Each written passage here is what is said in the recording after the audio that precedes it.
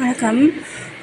இந்த பதிவில் வந்து என்ன பார்க்குறோம்னா, நம்ம ஒரு சந்தோஷமாக சுகமாக வாழ்கிறதுக்கு சாமி கும்பிடலாமா, கோயிலுக்கு போகலாமா, இந்த நாட்டம் வந்துட்டு அதிகமாக நம்ம ஃபேமிலி மெம்பர்ஸ்கிட்ட இது இருக்கணுமா, இல்லை இருக்கக்கூடாதா, எந்த மாதிரி இது வாழ்ந்தால் நம்முடைய வாழ்நாள் முழுக்க ஒரு சிறு கஷ்டம் கூட படாமல் மகிழ்ச்சியாக துன்பம் இல்லாமல் எல்லா நன்மைகளும் கிடைக்க பெற்று வாழ முடியும் அப்படிங்கிறது இருக்குது.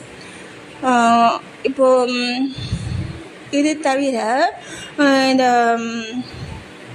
இந்த கர்மாக்கள் பற்றி தெரிஞ்சவங்க, இந்த அந்த பூர்வ ஜென்ம புண்ணிய பாவங்களை பற்றி தெரிஞ்சவங்க, இப்போ இங்கே கடைசி அண்ணாக்கிட்ட புண்ணியங்கிற வார்த்தையை அவன் வந்து கேள்விப்பட்டதே கிடையாது. புண்ணியம் அப்படிங்கிற வார்த்தையை அவன் வந்து கேள்விப்பட்டதே கிடையாது. அங்கே போய்க்கும் பொழுது கூட, ஐயோ இதெல்லாம் செய்யக்கூடாது, இதெல்லாம் பெரிய பாவம், புண்ணிய மக்கள் புண்ணியமே செய்யாது, புண்ணியெல்லாம் போயிடும். புண்ணியம் அப்படின்னா என்ன, அப்படின்னா என்ன அப்படின்னு கேட்குறான். அப்போது அந்த வார்த்தைகள்லாம் அவங்க காதில் வந்து விழுந்திருக்க கூட வாய்ப்பு வந்துட்டு இருந்திருக்காது இல்லையா? அந்த மாதிரி சில மனிதர்கள் வந்துட்டு இருக்காங்க. இப்போது நமக்கு எனக்கு என்னுடைய வாழ்க்கை மாதிரி பார்த்தோன்னா, சின்ன பிள்ளையிலேருந்தே அந்த இறைநாட்டம் வந்து உள்ள ஆள். ஏன்னா நான் அந்த பயந்த சுபாவமாக நான் வந்துட்டு இருப்பேன். எல்லோரும் வந்துட்டு என்ன சொல்லுவாங்கன்னா, இவ வந்து ஒரு கோலை, அதனால் வந்து சாமி பிடிச்சிட்டா அப்படி சொல்லிட்டு சொல்லுவாங்க. நான் ஒரு பயந்தங்குழியா அப்படின்னு கேட்டிங்கன்னா, நான் வந்து வளர்ந்த முறை வந்துட்டு அந்த மாதிரி தான்.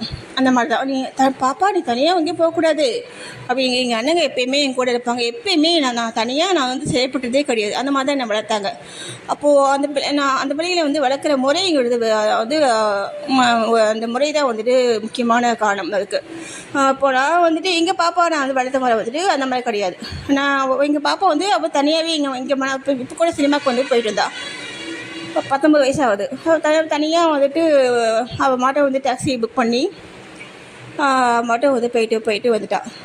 அந்த மாதிரி நம்ம பிள்ளைகளை வந்து வளர்க்குற முறை தான் வந்து காரணம் சரிங்களா இதுக்கு. அப்படிங்கும் பொழுது இப்போது இந்த பயந்த சுபாவத்தை எப்படி நம்ம வந்து சரி பண்ணணும் அப்படிங்கிறத ஃபஸ்ட்டு சொல்லியிருக்கேன். எப்படி நம்ம சரி பண்ணணும்னா, எந்த விஷயத்துக்காக அவங்க வந்து பயப்படுறாங்களோ அந்த விஷயத்தை அவங்க வந்து செய்ய வைக்கணும். செய்ய வச்சு அதனால் வரக்கூடிய விளைவுகளை அவங்க வந்து ஃபேஸ் பண்ணணும். புரியுங்களா? வீட்லேயே நம்ம இதெல்லாம் பழக்கணும் அவங்களுக்கு, இந்த பிள்ளைகளை.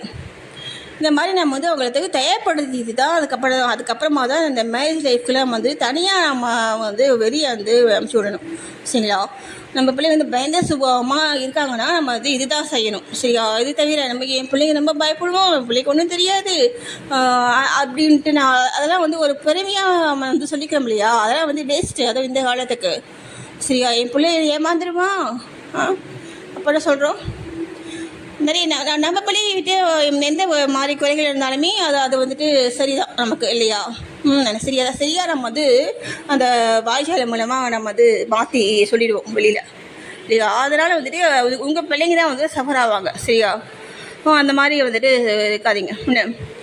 இப்போது சாமி கும்பிடலாமா, சாமி கும்பிட வேண்டாமா அப்படின்னு எனக்கு கேட்டிங்கன்னா, சாமி வந்துட்டு கும்பிட்டா வந்து கஷ்டம்தான் வரும் சரியா? சாமி அந்த காலத்தில் நாயன்மார்கள், ஆழ்வார்கள் இவங்களாம் வந்துட்டு சாமிக்கு வந்து கும்பிட்டுட்டே இருப்பாங்க. அவங்களுக்கு இடையில வந்துட்டு சோதனை காலம் அப்படின்ட்டு ஒன்று வரும். என்னென்னா அவங்கக்கிட்ட இருக்கக்கூடிய எல்லாமே போயிருக்கும்போது கூட அவங்க என்ன பண்ணுவாங்கன்னா, அவங்க செய்கிற அந்த கைங்கரியத்தை அவங்க வந்து விடாமல் செய்வாங்க. ஒவ்வொரு நாயன்மார்களும் பார்த்திங்கன்னா ஒவ்வொரு படி செய்வாங்க அந்த சிவனுக்கு, இந்த சிவ தொண்டர்களுக்கு. சிவ தொண்டர்களையும் சிவனையும் வந்து ஒன்றா தான் பார்த்தாங்க. அதே மாதிரி தான் நம்ம பாபாவுடைய பக்தரோடைய நம்ம எல்லாரையுமே நம்ம வந்து பாபாவாக தான் பார்க்கணும். ஓகேவா? எல்லா ஜீவனங்களுக்குள்ளேயும் கடவுள் தான் இருக்கார். எல்லா ஜீவனக்குள்ளேயும் உயிருள்ள எல்லா ஜீவனக்குள்ளேயும் வந்து கடவுள் தான் இருக்கார். ஓகேவா? அந்த மொழி தான் நம்ம பார்க்கணும். அதுதான் அதுதான் வந்துட்டு நம்மளுடைய டியூட்டி. அந்த கோயில் வந்துட்டு இருக்கவங்க எங்கன்னா அந்த மந்திராலயா ஷீரடி அந்த மாதிரி வந்துட்டு இருக்கவங்க அவங்க வந்துட்டு எப்படி கூப்பிடுவாங்கன்னா எல்லாருமே வந்து ஷாய்ராம் ஷாய்ராம் தான் வந்து அவங்க வந்து சொல்லுவாங்க. ஏன்னா எல்லாருமே உங்களுக்கு ஷாய்ராம் தான். ஓகேவா? இப்போ சாமி கும்பிடலாமா வேண்டாமா அப்படி கேட்டிங்கன்னா சாமி கும்பிட்டா கஷ்டம் தான் வரும். சோதனை காலங்கிறது ஒன்று வரும். நீங்கள் சந்தோஷமாக மகிழ்ச்சியாக அப்படியே இருந்துட்டு கடைசியில் நீங்கள் வந்து இறந்த அப்புறமா என்ன நடக்குதுங்க நமக்கு தெரியுமா என்ன பார்த்தோம்னா அதெல்லாம் போய் இல்லை அதெல்லாம் வந்துட்டு சும்மா சொல்கிறாங்கல்ல. அதனால் நீங்கள் நம்ம வந்துட்டு இருக்கிற வரைக்குமே நம்ம வந்து சந்தோஷமாக சுகமாக நம்ம எப்படி வேணால் நம்ம வந்து வாழ்ந்துட்டு போயிடலாம். ஓகேவா? அந்த மாதிரி வந்துட்டு இருக்கவங்க தான் வந்து புத்திசாலிகள், திறமசாலிகள். அப்புறம் நான் வந்து நிறைய பேர் சொல்கிறாங்கல்ல அந்த மாதிரி. ஓகேவா? அவங்களாம் இப்போது இப்போ சாமி கும்பிடாமா வேண்டாமா அப்படின்னு கேட்டிங்கன்னா நான் சொல்லிட்டேன். சாமி கும்பிட்டா கஷ்டம்தான் வரும். சரியா? நீங்கள் கஷ்டப்படாமல் இருக்கணும்னா அப்படியே மேம்போக்கம் அப்படியே பட்டும் படாமல் அப்படியே தொட்டும் தொடாமல். சரியா? அப்படி கிட்ட போகக்கூடாது. கிட்ட என்ன சொல்லுவாங்கள்ல, நாய் கிட்ட வேலை கூப்பிட்டா அதை வந்து மூஞ்சி நக்குது சொல்லுவாங்கள்ல, அந்த மாதிரி சொல்லுவாங்கள்ல. ஓகேவா? அப்போ நாயும் சாமி ஒன்றா அப்படின்னு கேட்டால் எல்லாருமே ஒன்று தான். சரி, எல்லா ஜீவக்குள்ளேயும் ஆன்மாவாக இருக்கக்கூடியது கடவுள் தான். சரியா? நாய் வந்து ஒரு கேவலமான பிறவி கிடையாது. சரியா? எல்லா உயிர்க்குள்ளேயும் இருக்கக்கூடியது கடவுள் தான். அது உயிராக இருக்கக்கூடியது கடவுள் தான். என்ன அந்த மாதிரி நீங்கள் கிட்ட நீங்கள் வந்து நெருங்கி போனீங்கன்னா நமக்கு கஷ்டம்தான் வரும். ஓகேவா? அதனால் நீங்கள் வந்துட்டு நம்ம வந்துட்டு என்ன செய்யலாம்னா நான் சொன்ன மாதிரி அப்படி பட்டப்படாமல் தொட்டும் தொடாமல் இந்த மாதிரி வந்து வணங்கிட்டு அப்படி ஜாலியாக நம்ம வாழ்க்கையை வந்துட்டு என்ஜாய் பண்ணிட்டு போயிடலாம். ஓகேவா? இப்போது நான் வந்து பெருமாள் கோயில் போக முடியும். அங்கே வந்துட்டு பெருமாள் சாமி மேலே அந்த கரப்பாம்பூச்சியை வந்துட்டு ஓடுறதை பார்த்துட்டு நான் மனசு தாங்காமல் நான் வந்துட்டு ஹிட்டு வந்து வாங்கி கொடுத்துட்டு தான் அந்த காலேஜுக்கு போனேன். அந்த ஒரு விஷயத்த அந்த சாமி வந்துட்டு பெருசாக வந்துட்டு எடுத்துக்கிட்டு என்ன பண்ணார்னா என்ன வந்துட்டு ஒரு தவறான பார்வை வந்து பார்க்க வச்சார். ஏன்னா அவங்க தம்பிக்கு வந்து வந்தாங்க இல்லையா, அப்போது அவங்க சின்ன தம்பி நான் வந்து வீட்டுக்குள்ளே வந்து ஷால் போட்டு தான் இப்போ அந்த பையன் சரியில்லை அப்படிங்கிறத தெரிஞ்சுட்டு நான் வந்து ஷார்ட் போட்டு தான் இருப்பேன். அப்பயுமே சரிங்களா? அப்போது அந்த மாதிரி இருக்கும்போது அதை வந்து எங்கள் சார் வந்துட்டு ஓகே அதெல்லாம் பழைய கதைன்னு நம்பலை. ஓகேவா? இப்போது நான் வந்து பெருமாள் சாமிக்கு மேலே நான் காமிச்ச அன்பு வந்துட்டு தப்பா? நான் அந்த அன்பை வந்துட்டு நான் அவர் மேலே காமிச்ச அன்பை அவர் வந்து என் மேலே காமிக்கலையா அப்படின்ட்டு என்ன கேட்டிங்கன்னா அவர் என் மேலே வந்துட்டு என்னோட அதிகமான அன்பு அமைச்சதுனால தான் நான் எப்படி நம்மகிட்ட செயல்பட்டனோ அதே அந்த விஷயத்தையே வந்துட்டு எனக்கு வந்துட்டு ஒரு நெகட்டிவாக வந்து செயல்பட வச்சு என்னுடைய கர்மாக்கள் எல்லாம் கழிச்சார். சரியா?